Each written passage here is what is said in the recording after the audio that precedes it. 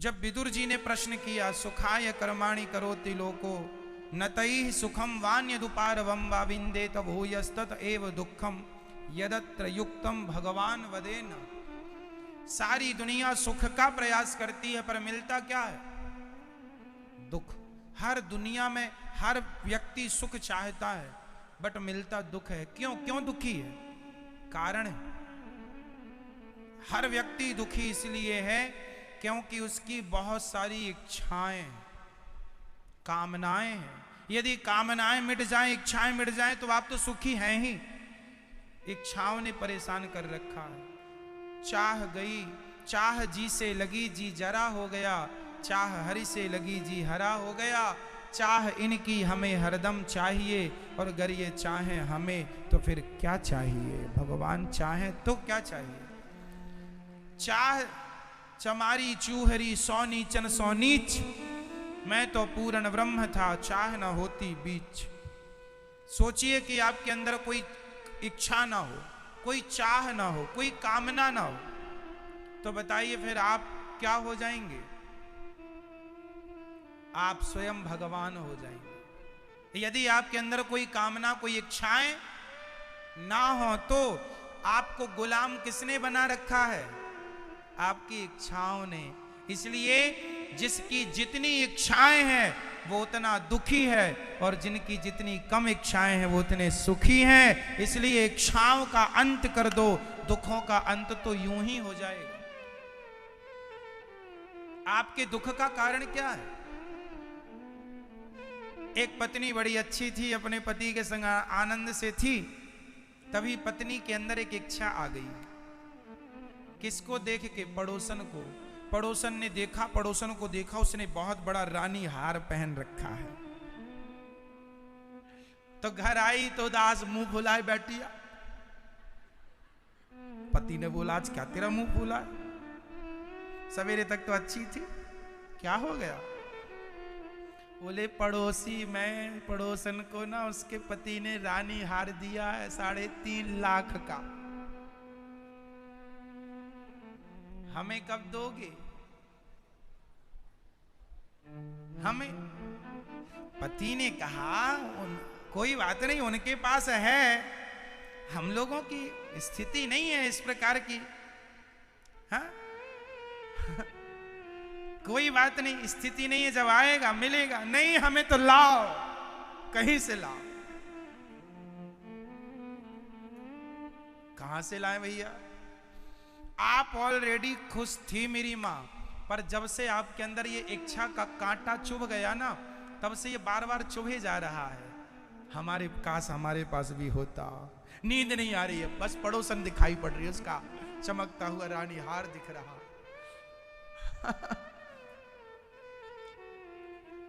यहां करवट ले रही है, वहां करवट ले रही है, उठ के बैठ रही है। पति बोले क्या हुआ? सोती क्यों नहीं? उल्लू की तरह ताक रही है।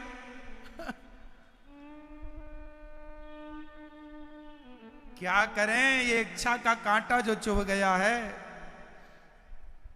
इसलिए कहता हूं, आप अपनी चिंताओं को मिटाना चाहें तो कुछ ना कीजिए, सिर्फ अपनी इच्छाओं को मिटा दीजिए, अपने आप सब आनंद होगा। और इच्छाएं सुनो, जो धन होता है ना मैया, धन के पीछे कभी भागने की जरूरत नहीं है।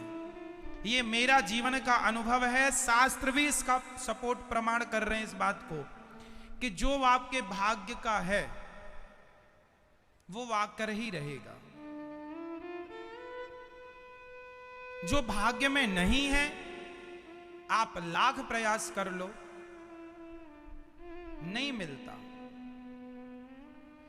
भाग्य में जो है, भाग्य मीन्स हमने जो अच्छे कर्म किए हैं आज, यही अच्छे कर्म कल के लिए भाग्य बन जाएगा।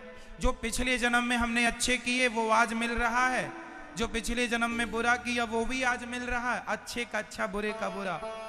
और जो आज कर रहे हैं हम सब लोग, ये हमारे कल के लिए सेविंग चल रही है, कल के लिए। तुम्हारे भाग्य में जितना है धन, किसी के भाग्य में 1 एकड़ का खेत है, किसी के भाग्य में 10 एकड़ है, किसी के भाग्य में 100 एकड़ है, कोई की एक फैक्ट्री है, कोई की 10 फैक्ट्रियां, कोई महीने का 10,000 कमाता है, कोई महीने का 50,000, कोई महीने का लाख, कोई 5 लाख, कोई 50 लाख। मतलब सब एक सा नहीं कमाते। क्यों? सब अपने अपने भाग्य का खा पी रहे हैं ना मेरी माँ। इसलिए हमारा पड़ोसी क्या कर रहा है, हमारी पड़ोसन क्या कर रही है, उसके भाग्य का वो खा पी रहे हैं, हमारा भाग्य हमारे संग जुड़ा है, उसका हम खा पी रहे हैं। इसलिए जो दे रहे हैं विधाता उसमें संतोष, कामनाएं नहीं। चलो आपके पास करोड़ है, भगवान आपको खूब दें, हमारे पास आपके महल अटारी हैं, कोठी बंगले हैं, हमारी घास की झोपड़ी है, हम खुश वहां रहें, क्योंकि हमारे भाग्य में जो मिलना था वो मिला है। ईश्वर से प्रार्थना करो भगवान सबको दें, सबको दें, सब खुश रहें, भगवान की कृपा पर भी होगी। आप कई लोग ना जलने लग जाए, अरे उनके महल बन गए, हमारी तो झोपड़ी ही, हमारे घरों में तो खप्पड़ लगे। खप्पड़ जानते हैं? खप्पड़ वाले घर भी हुआ करते थे हमारे भारत में, आज भी हैं। अरे उनका तो महल बन गया, उनके तो अटारी बन गई, हमारे यहाँ तो खप्पड़ ही है। भाई उनके भाग्य का उनके पास है, तुम्हारा तुम्हारे पास है। दूसरों का देखकर जलो मत, दूसरों का देखकर अपने आनंद में क्षति ना पहुंचाओ। तुम तो आनंद से, सबसे बड़ा धन है आपकी होठों की प्रसन्नता। खुश रहा करो, जितना है बहुत है, हंसो मुस्कुराओ।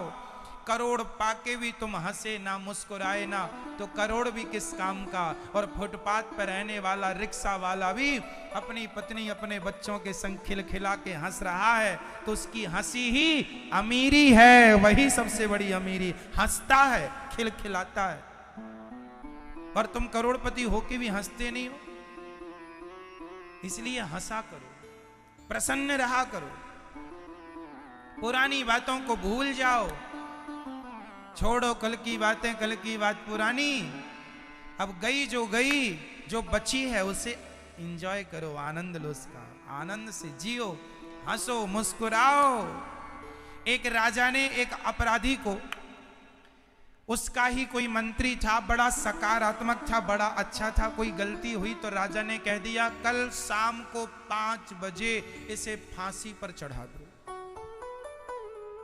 कल शाम को 5 बजे। वो आदमी बहुत हंसा मुस्कुराया, सबको गले लगाया। लोग बोले कैसा आदमी है, कल 5 बजे तू मर जाएगा और आज हंसता क्यों है।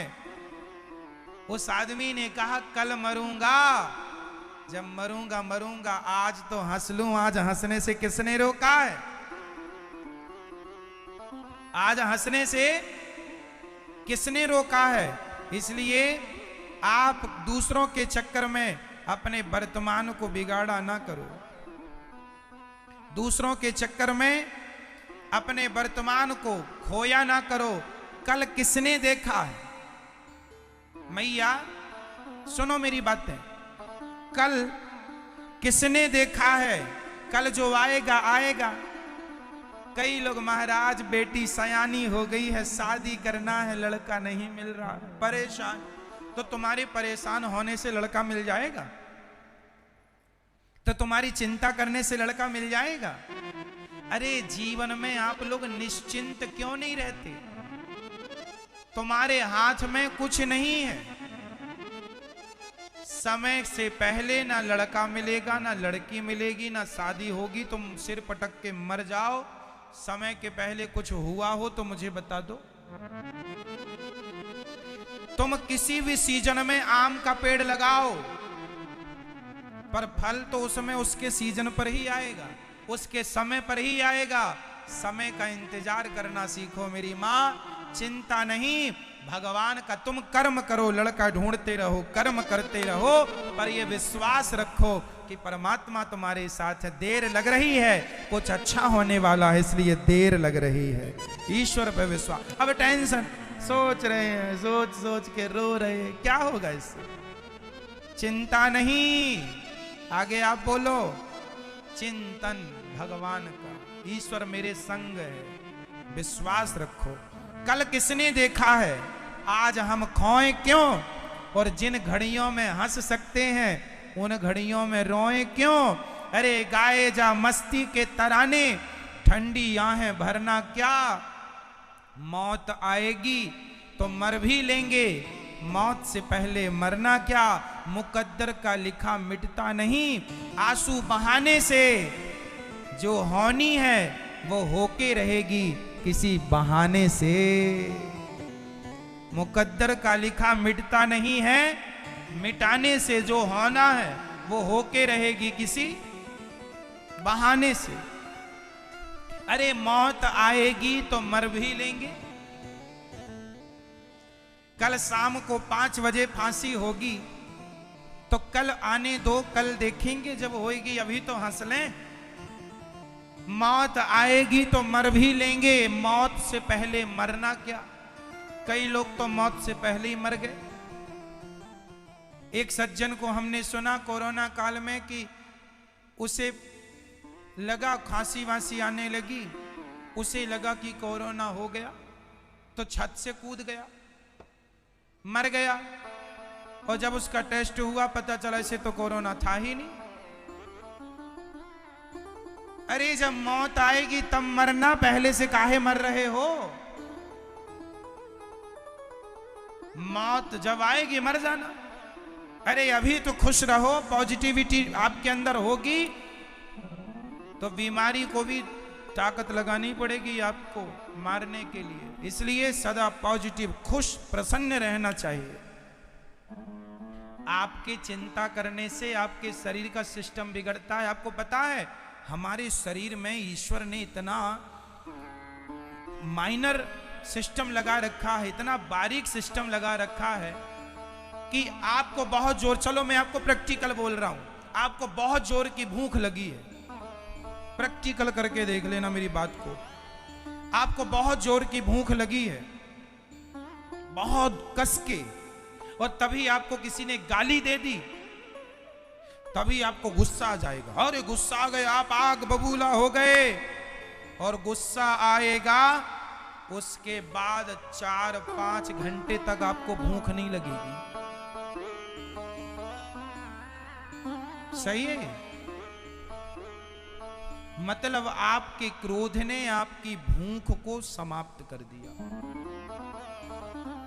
सिस्टम पूरा बदल गया। जो आपका सिस्टम, अच्छा आप प्रसन्न रहते हैं, आप हैप्पी रहते हैं, खुश रहते हैं, तो आप ज्यादा खाते हैं, जल्दी पचाते हैं, पेट जल्दी पचा देता है। और यदि आप गुस्से में हैं तो आपका पेट भी बिगड़ जाएगा। पूरा सिस्टम, जितना भी हार्मोन्स हमारे शरीर में है, जितना भी ईश्वर का सिस्टम सॉफ्टवेयर है, सब भाव से जुड़े हैं, भावनाओं से जुड़े हैं। इसलिए सदा खुश रहा करिए। खुश रहेंगे तो बुढ़ापा भी अच्छे से गुजरेगा। रोने से तो कुछ भी नहीं होता। इसलिए मौत आएगी तो मर भी लेंगे, मौत से पहले मरना क्या। हाँ जी, खुश रहा करो। कुल मिला के हमारा आपसे यही निवेदन है। श्री भगवान ने, ब्रह्मा जी ने सृष्टि को उत्पन्न कर दिया, और सृष्टि में ब्रह्मा जी ने मनु और शत्रुपा को प्रकट किया। मनु शत्रुपा से 5 संतानें हुई, आकुति, देवहूति, प्रसूति, 3 बेटियां, प्रियव्रत, उत्तानपाद। ब्रह्मा जी ने महातत्व की इत्यादि सृष्टि की सनकादियों को प्रकट किया, वो सब तत्व को प्रकट किया। अंत में मनु जी शत्रुपा जी को प्रकट किया, और मनु शत्रुपा की 3 बेटियां और 2 बेटे हुए। आकुति का विवाह रुचि प्रजापति से हुआ। देवहूति का विवाह करदम जी से हुआ। करदम जी की पत्नी श्रीमती देवहूति माता जब करदम जी से विवाही गईं, तो करदम जी तपस्या में मग्न थे।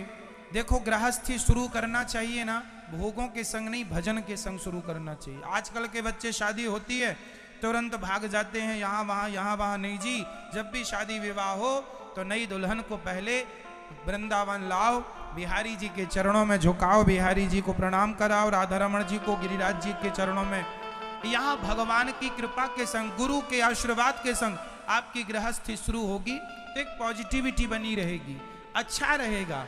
आजकल के पति पत्नी के संबंध जो हैं वो शादी हुई और सीधा हनीमून मनाने चले गए कहीं और, लो भैया वहां से शुरू हो रही है तुम्हारी, तो तलाक ज्यादा हो रहे हैं।